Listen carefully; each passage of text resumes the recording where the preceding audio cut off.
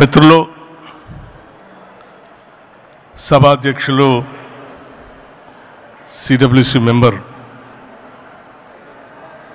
శ్రీ రుద్రరాజు గారికి, కార్యక్రమానికి ముఖ్య అతిథిగా వచ్చేసినటువంటి తెలంగాణ రాష్ట్ర ముఖ్యమంత్రి వర్యులు మరియు తెలంగాణ రాష్ట్ర కాంగ్రెస్ కమిటీ అధ్యక్షులు శ్రీ రేవంత్ రెడ్డి గారికి, ఆంధ్రప్రదేశ్ కాంగ్రెస్ కమిటీ అధ్యక్షురాలు శ్రీమతి షర్మిల గారికి,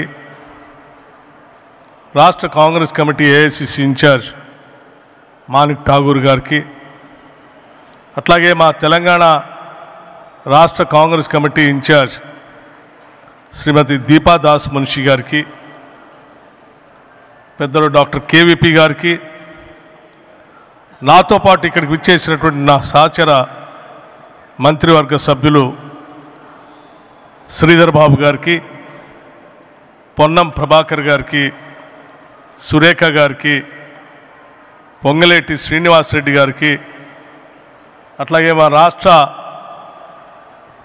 అడ్వైజర్ షబీర్ అలీ గారికి, పార్లమెంటు సభ్యులు డాక్టర్ మల్లు రవి గారికి, డాక్టర్ శైలజానాథ్ గారికి, మరో పార్లమెంటు సభ్యులు అనిల్ కుమార్ యాదవ్ గారికి, మరో పార్లమెంటు సభ్యులు రఘువీర్ రెడ్డి గారికి, అట్లాగే ఎప్పుడు రాజశేఖర రెడ్డి గారి కార్యక్రమం అన్నా చాలా ప్రేమతో పాల్గొనేటువంటి సిపిఐ నాయకులు నారాయణ గారికి,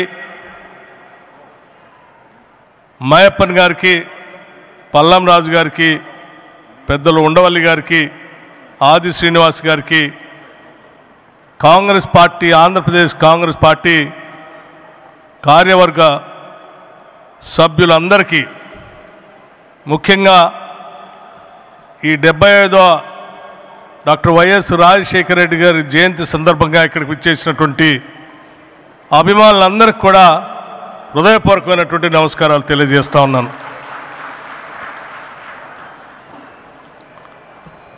రాజశేఖర రెడ్డి గారు ఆనాటి ఉమ్మడి రాష్ట్రానికి ముఖ్యమంత్రిగా పనిచేశారు. ముఖ్యమంత్రులు చాలామంది వస్తూ ఉంటారు, పోతూ ఉంటారు. స్వాతంత్రం వచ్చిన తర్వాత చాలామంది ముఖ్యమంత్రులు ఈ దేశంలో అనేక రాష్ట్రాల్లో పనిచేశారు. కానీ ముఖ్యమంత్రిగా పనిచేసిన తర్వాత ఒక దశాబ్ద కాలం అయిపోయిన తర్వాత కూడా ఇంకా రాష్ట్ర ప్రజల హృదయాల్లో చిరస్థాయిగా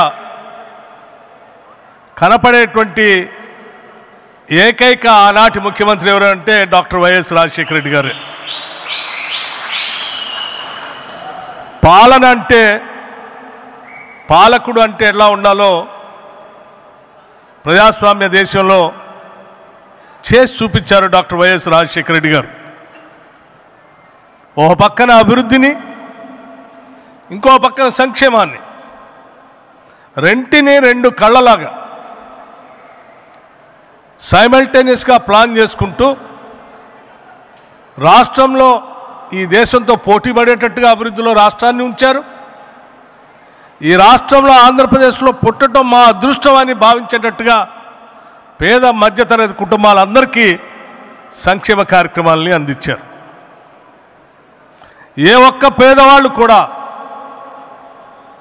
అనారోగ్యానికి గురైతే నేను వైద్యం చేపించుకోలేకపోతా ఉన్నాను, చేపిద్దామంటే డబ్బులు లేవు, నా కళ్ళ ముందే చనిపోతున్నాడు అని బాధపడేటువంటి వాళ్ళు తరతరాలుగా ఉన్న ఈ రాష్ట్రంలో ఇక మీరు బాధపడాల్సిన అవసరం లేదు, నేనున్నాను అని చెప్పి రాజీవ్ ఆరోగ్యశ్రీ కార్యక్రమాన్ని తీసుకొచ్చి ఈరోజు రాష్ట్రంలోనే కాదు దేశంలో కూడా అన్ని ప్రభుత్వాలు ఆ రకంగా నడిచేటట్టుగా చేసిన గొప్ప నాయకుడు డాక్టర్ వైఎస్ రాజశేఖర రెడ్డి గారు. ఈరోజు దేశంలో రైతుల గురించి చాలామంది మాట్లాడుతూ ఉన్నారు. కానీ మొట్టమొదటిసారి ఈ దేశంలో రైతుల బాధలు తెలుసుకున్న తర్వాత ప్రత్యక్షంగా వారు పాదయాత్రలో చూసిన తర్వాత ఉచిత కరెంటు ఇవ్వాలని ఈ దేశంలో ఏ నాయకుడు ఒప్పుకోలేదు, ఏ ముఖ్యమంత్రి కూడా ఒప్పుకోలేదు. కానీ అందరినీ ఒప్పించి ఉచిత కరెంటు రైతులకు ఇస్తేనే వ్యవసాయ పరంగా అభివృద్ధి చెందటే కాదు, రైతులు ఆత్మహత్యలు చేసుకోకుండా నిలబడగలుగుతారు, నేను చేయగలుగుతాను అని చెప్పి అందరిని ఒప్పించి మేనిఫెస్టోలో పెట్టి ముఖ్యమంత్రి కాగానే తొలి సంతకం పెట్టి దేశానికి ఆదర్శంగా నిలిచినటువంటి ఒక గొప్ప దార్శనికుడు డాక్టర్ వైఎస్ రాజశేఖర రెడ్డి గారు.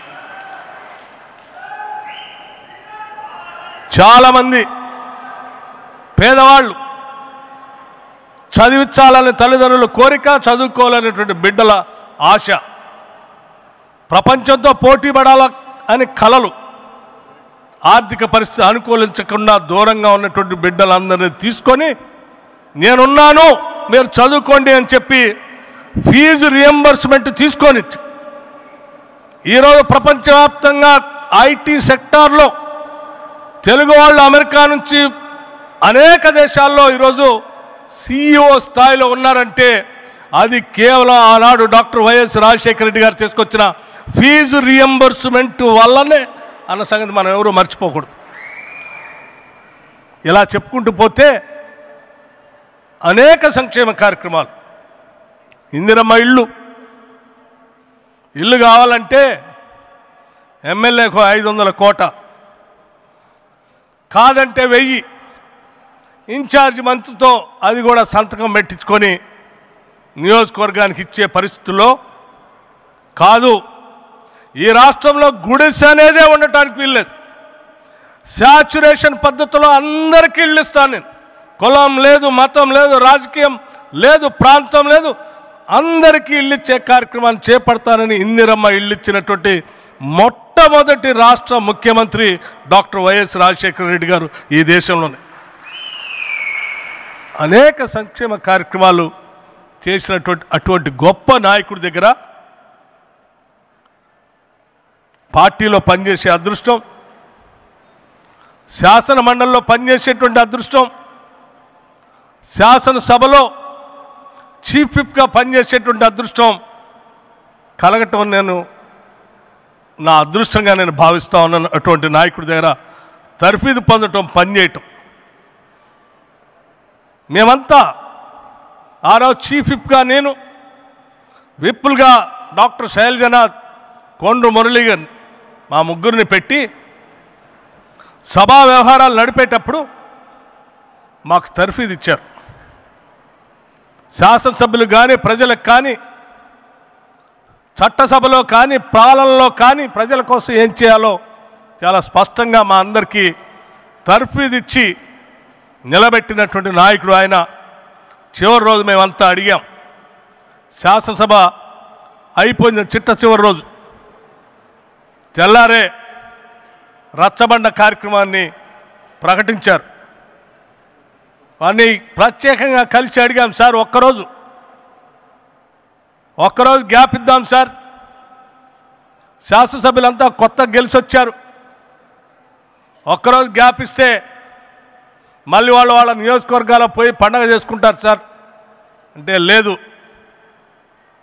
ప్రజలు ఎంతో నమ్మకంతో మనల్ని గెలిపించారు, ఒక్క నిమిషం కూడా వృధా చేయడానికి వీల్లేదు, తెల్లారే రచ్చబండ కొనసాగాల్సిందే అని చెప్పి బయలుదేరి మనందరి నుంచి కనపడినంత దూరానికి వెళ్ళిపోయారు. కానీ ఆయన గుర్తులు కానీ, ఆయన చెప్పినటువంటి మాటలు కానీ, ఆయన పాలనలో వేసినటువంటి బీజాలు కానీ ఈరోజు ఈ రాష్ట్రాలనే కాదు దేశానికి కూడా ఆదర్శప్రాయంగా ఉన్నాయన్న సంగతి 10 సంవత్సరాల తర్వాత కూడా మనందరం ఇక్కడ నిలబడి వారిని స్మరించుకోవటమే కాదు, ఆనాటి పాలనలో ఉన్నటువంటి అంశాలే ఈరోజు దేశవ్యాప్తంగా అజెండాగా కూడా మారాయి. అటువంటి రాజశేఖర రెడ్డి గారు ఆంధ్రప్రదేశ్లో పుట్టడం, అది కూడా కాంగ్రెస్ పార్టీలో నాయకత్వం వహించడం, రాష్ట్ర కాంగ్రెస్ కమిటీ అధ్యక్షుడిగా పనిచేయటం, ఈ రాష్ట్రానికి ముఖ్యమంత్రిగా పనిచేయటం, కాంగ్రెస్ పార్టీ కార్యకర్తలుగా మనందరి అదృష్టంగా నేను భావిస్తూ ఉన్నాను.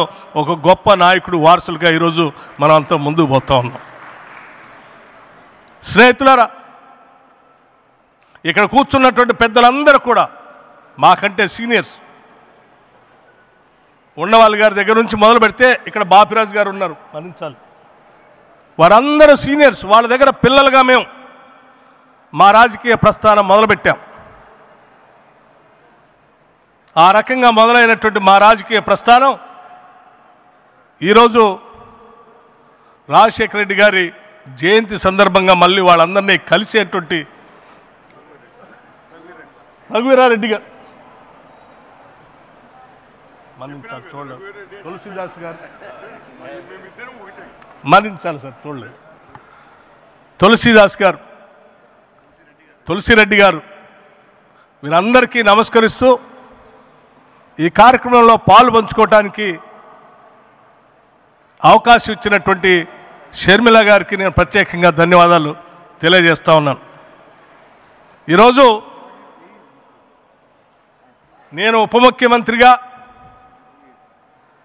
తెలంగాణ రాష్ట్రంలో పనిచేస్తూ ఉన్నాను అంటే ఆయన నాకు మొట్టమొదటిసారి ఎమ్మెల్సీగా టికెట్ ఇవ్వటం, ఆ తర్వాత శాసనసభ్యుడిగా పోటీ చేసేటువంటి అవకాశం కల్పించడం, ఆయన నేర్పినటువంటి రాజకీయ ఓనమాలే ఈరోజు నేను ఆ రాష్ట్రంలో శాసనసభ్యుడిగా ఉప ముఖ్యమంత్రిగా స్థాయికి ఎదిగాను. ఈరోజు ముఖ్యమంత్రిగా ఉన్నటువంటి రేవంత్ రెడ్డి గారు, మేమిద్దరం ఒకటేసారి శాసన మండలిలో మా ప్రయాణం,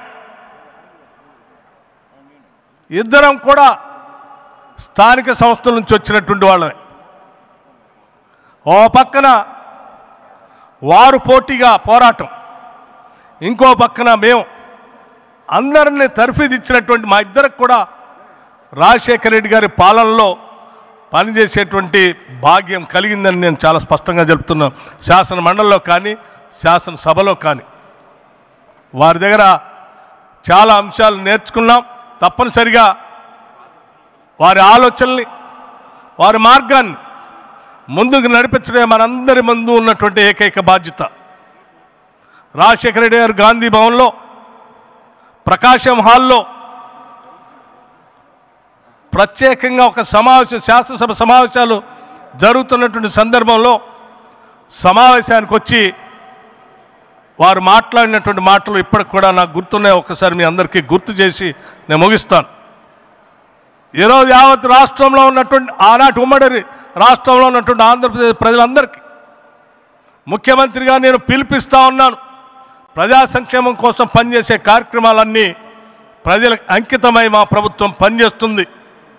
కార్యకర్తలంతా తల ఎత్తుకొని తిరిగేటట్టుగా మీరు ఇచ్చిన హామీలన్నింటినీ అమలు చేసే బాధ్యత నాది అని చెప్తూ ప్రతి కార్యకర్త ఈరోజు నడుం బిగించి భవిష్యత్తులో రాహుల్ గాంధీ గారిని ప్రధానమంత్రిగా చేసేంతవరకు ప్రతి కాంగ్రెస్ కార్యకర్త పనిచేయాలని చెప్పి వారిచ్చినటువంటి పిలుపుని కూడా ఈ సందర్భంగా మీ అందరికీ మనవి చేస్తూ, మనమందరం కలిసి దేశంలో రాబోయే రోజుల్లో రాజశేఖర రెడ్డి గారి చివరి కోరికని నిజం చేయడం కోసం సమిష్టిగా పనిచేసి కాంగ్రెస్ పార్టీని ఇటు ఆంధ్రప్రదేశ్లో అటు తెలంగాణలో 10 కాలాల పాటు నిలబెట్టుకుంటూ దేశంలో రాహుల్ గాంధీ గారిని ప్రధానమంత్రి చేద్దామని చెప్పి ఈ సందర్భంగా మీ అందరికీ నేను మనవి చేస్తూ మరొక్కసారి మీ అందరికీ నా హృదయపూర్వకమైనటువంటి ధన్యవాదాలు తెలియజేసుకుంటూ సెలవు తీసుకుంటున్నాను.